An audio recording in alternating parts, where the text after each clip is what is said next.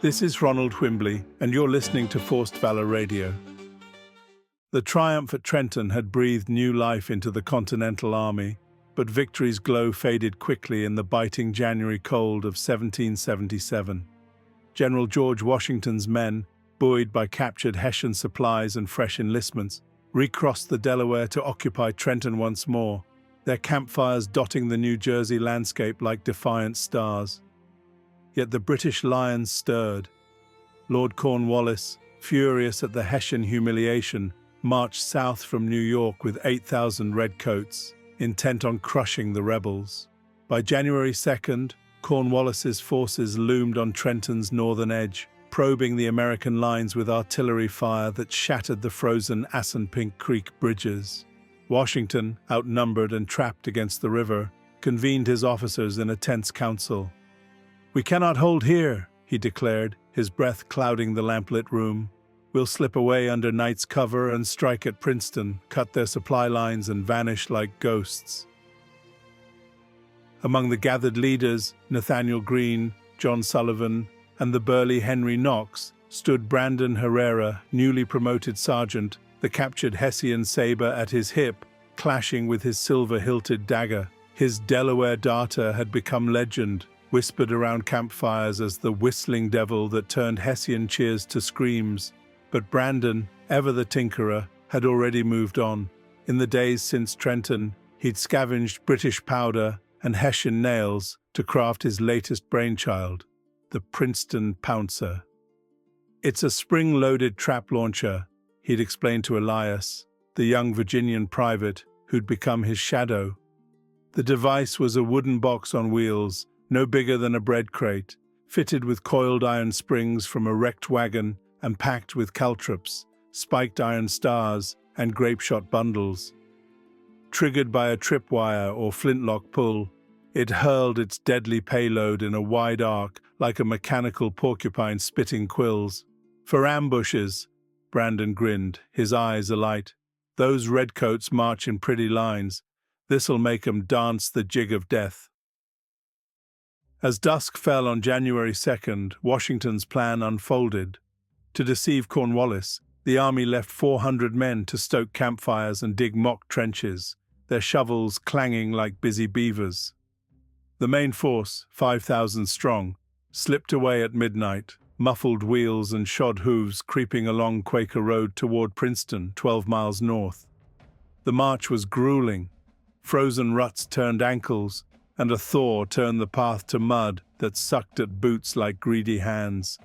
Brandon, assigned to Greene's vanguard, rolled his pouncer ahead, Elias pushing from behind. "This mud's thicker than British tea," Brandon muttered, wiping sweat despite the chill. A scout reported British patrols nearby. Brandon set a quick diversion. A buried powder keg fused to a slow-burn cord. When a redcoat detachment neared, the blast echoed like thunder, scattering them and masking the army's movement. Dawn broke on January 3rd, gray and foggy, as the Americans neared Princeton. Washington split his forces.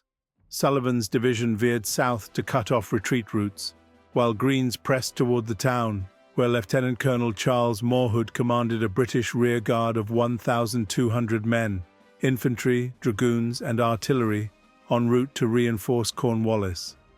Unaware of the rebel approach, Morhood's column marched along Stony Brook Road, fifes piping and drums beating a jaunty rhythm. Brandon, scouting with a handful of riflemen, spotted them first through the mist. "Redcoats on parade," he whispered, signaling back. General Hugh Mercer, leading the advance brigade, ordered a charge across an open field, his men fixing bayonets with grim resolve. The clash erupted like a powder keg. Mercer's 350 Continentals and militia slammed into Morhood's 17th Regiment, muskets cracking in the frosty air. Bayonets crossed in a frenzy.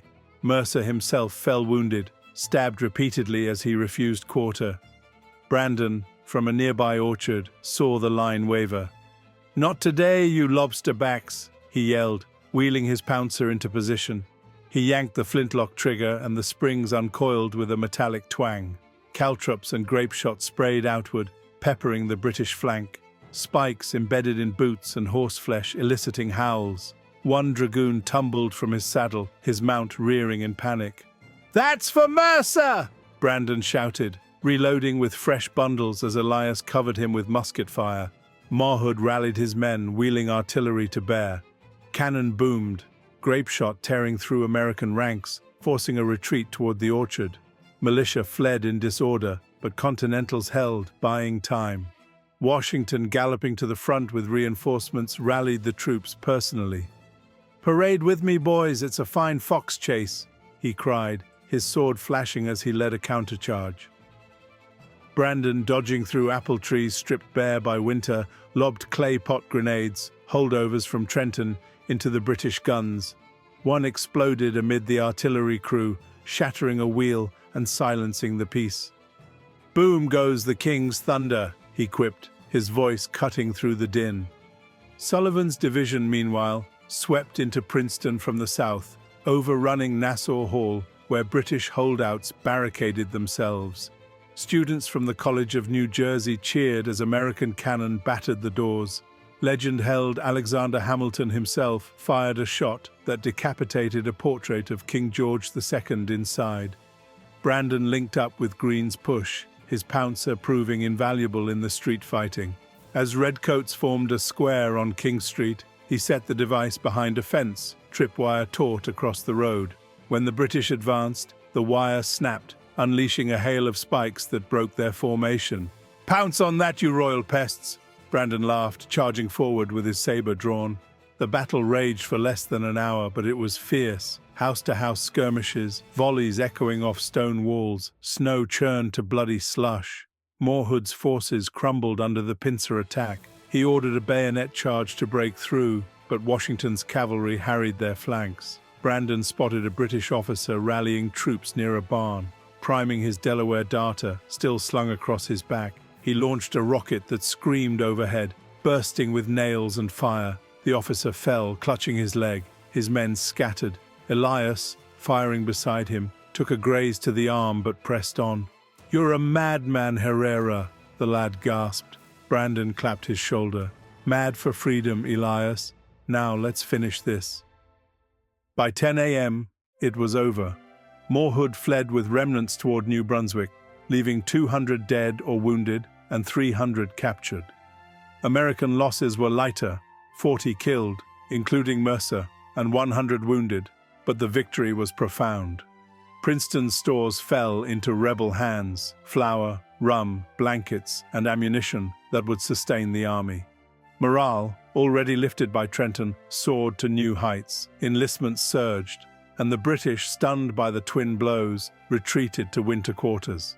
In the aftermath, as smoke cleared over the fields, Washington addressed his exhausted troops amid captured colors. "You've turned the tide, men.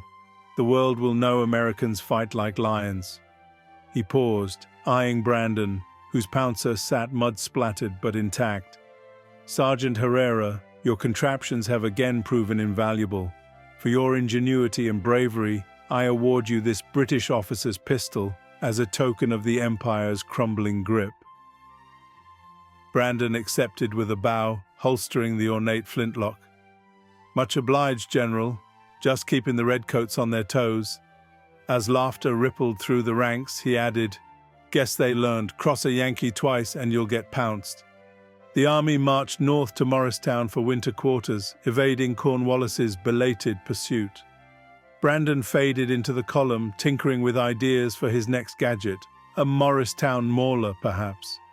The revolution burned brighter, legends of the Jersey Jester spreading far, but whispers of British reinforcements loomed, and Valley Forge waited in the shadows. For now, though, freedom's fire kindled on.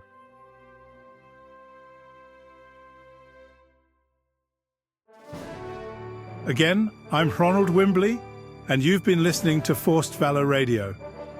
For more content like this, visit forcedvalor.com. Stay tuned here for further episodes of Forced Valor Radio.